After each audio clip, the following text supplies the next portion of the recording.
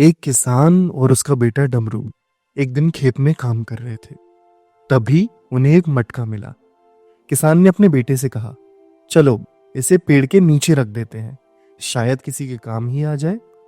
डमरू उस पेड़ के नीचे जा बैठा और उस मटके से खेलने लगा। खेलते खेलते उसने अचानक एक कंकड़ यूं ही मटके में डाल दिया। जैसे ही उसने कंकड़ डाला, मटका पूरा कंकड़ों से भर गया। यह देख वो दंग रह गया। डमरू ने अपने पिता को बुलाया और सारी बात बताई। पिताजी पिताजी, देखो ये क्या हो गया। ये तो जादू है, जादू। मैंने मटके में एक कंकड़ डाला और पूरा मटका कंकड़ों से भर गया। किसान को समझते देर नहीं लगी कि वह कोई साधारण मटका नहीं, बल्कि एक जादुई मटका है जो किसी भी वस्तु को 100 गुना कर देता है। वो दोनों उस मटके को लेकर वापस गांव की तरफ चल दिए। घर पहुंचते ही किसान ने सबसे पहले वह मटका अपनी पत्नी को दिखाया और बोला, भाग्यवान, आज मैं तुम्हें एक जादू दिखाता हूँ। तुम ऐसा करो, कुछ चावल लेकर इस मटके में डालो।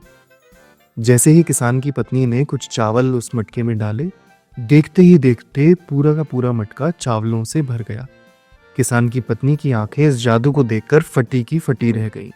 तब जाकर किसान ने उसे पूरी बात बताई, जिसे सुनकर वो बहुत खुश हुई और बोली, अब हमारी गरीबी के दिन दूर हो जाएंगे। ना सिर्फ हम अपनी बल्कि गांव के भी सभी लोगों की मदद कर पाएंगे। किसान को अब किसी चीज की कमी नहीं रही। वह दिन ब दिन धनवान होता गया। किसान का परिवार पूरे गांव की मदद करने लगा। गांव की तरक्की की बात उस राज्य के राजा के पास पहुंची। महाराज की जय हो। महाराज, गांव में एक अजीब घटना हो रही है। एक किसान अचानक से अमीर होता जा रहा है और वह न जाने कहां से गांव वालों की भी मदद कर रहा है। क्या कह रहे हो तुम? हाँ महाराज, ये सच है। किसान धनवान होता जा रहा है और वो एक राजा की तरह आसपास के सभी लोगों की जरूरत पूरी कर रहा है, लेकिन किसी को भी नहीं पता कि ये सब कैसे हो रहा है। आखिर वह किस तरीके से इतना धन कमा रहा है? क्या तुमने कभी ये जानने की कोशिश की? महाराज, मैंने सुना है कि किसान के पास एक जादुई बर्तन है। वो किसी भी चीज को 100 गुना कर देता है, लेकिन कोई भी इस रहस्य को पूरी तरह नहीं समझ पाया है। क्या? जादुई बर्तन? मुझे इस बारे में और जानकारी चाहिए।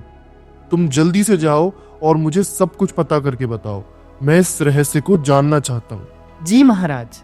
गुप्तचर ने भेष बदल लिया ताकि वह गांव का ही कोई सदस्य लगे और किसान के घर की ओर चल दिया। उसने सोचा कि वह किसान से मदद मांगने का बहाना बनाएगा और रहस्य जानने की कोशिश करेगा। गुप्तचर दरवाजे पर पहुंचा और किसान से कहा कि उसे मदद चाहिए। किसान ने उसे मदद देने का वादा किया और फिर वो घर के अंदर चला गया। किसान ने जादुई मटके में कुछ सिक्के डाले और जैसे ही उसने सिक्के डाले, मटका पूरा सिक्कों से भर गया। गुप्तचर खिड़की से ये सब कुछ देख रहा था। गुप्तचर ने सारी जानकारी राजा को दी। राजा लालची था। जादुई मटके के बारे में जानकर उसके मन में लालच आ गया। उसने सोचा कि वह मटका किसान के पास नहीं, बल्कि एक राजा के पास होना चाहिए। उसने तुरंत सैनिकों को आदेश देकर कहा कि जादुई मटका लेकर किसान को राज्यसभा में बुलाया जाए। अगले दिन किसान और उसका बेटा डमरू मटका लेकर राजा के दरबार में पहुंच गए। राजा के पूछने पर किसान ने उसे सब कुछ बता दिया कि यह मटका जादुई है और उसे वो मटका अपने खेत में मिला है। राजा बोला, राजा की भूमि से मिली किसी भी वस्तु पर सबसे पहले राजा का अधिकार होता है, इसीलिए इस जादुई मटके पर तुम्हारा नहीं बल्कि मेरा अधिकार है। राजा ने किसान से वह मटका छीन लिया। किसान और उसका बेटा डमरू दुखी मन से अपने घर की ओर वापस चल दिए। पिताजी, आप ऐसा नहीं कर सकते। उसे वो मटका उसके खेत में मिला था और उस मटके पर उसका पूरा हक है। हो सकता है तुम सही कह रही हो, लेकिन मैं इस मटके को अपने राज्य के भले के लिए रखना चाहता हूँ। यह मटका बहुत शक्तिशाली है और इससे मेरे राज्य की समृद्धि बढ़ सकती है। मुझे इसे अपने पास रखना ही होगा। लेकिन पिताजी, किसी का हक छीनना तो गलत बात होती है ना। ऐसे किसी का हक छीनकर हम खुश भी तो नहीं रह सकते ना। मैंने तय कर लिया है, मटका अब मेरे पास ही रहेगा। तुम चाहो तो मेरी बात मान सकती हो या ना मानो तो भी कोई बात नहीं।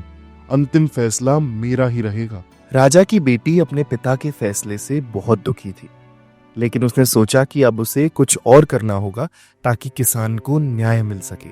वह बिना किसी को बताए किसान के घर पहुंच गई। अरे राजकुमारी, आप यहाँ? मुझे बहुत दुख है डमरू, जो कुछ भी हुआ है वो बहुत गलत हुआ है, लेकिन मैं तुम्हारी मदद करना चाहती हूँ। मैं जानती हूँ कि वो मटका तुम्हारा है, मैं तुम्हें उसे वापस करना चाहती हूँ। लेकिन राजकुमारी, आप ये कैसे कर सकती हैं? क्या महाराज वह मटका वापस देंगे? मुझे पता है कि वो बहुत मुश्किल काम है, पर वो मटका मैं तुम्हें छुपा कर दे दूंगी। तुम उस मटके को लेकर कहीं दूर चले जाना और अपना जीवन खुशहाली से जीना। राजकुमारी, मैं आपका धन्यवाद करता हूँ, लेकिन हम इस गांव को छोड़कर कहीं नहीं जाएंगे। हमारा जीवन जैसा भी है हम उसी में खुश हैं। मटका भले ही जादुई है, लेकिन राजा का आदेश हमें मानना ही होगा। हम अपने राजा के खिलाफ जाकर अपनी मेहनत से मिली चीजों को छोड़कर नहीं भाग सकते। राजकुमारी, तुम बहुत सच्चे और ईमानदार हो डमरू। इतना कहकर राजकुमारी महल की तरफ वापस लौट गई। वहीं दूसरी तरफ राजा ने मटके का गलत उपयोग करना शुरू कर दिया।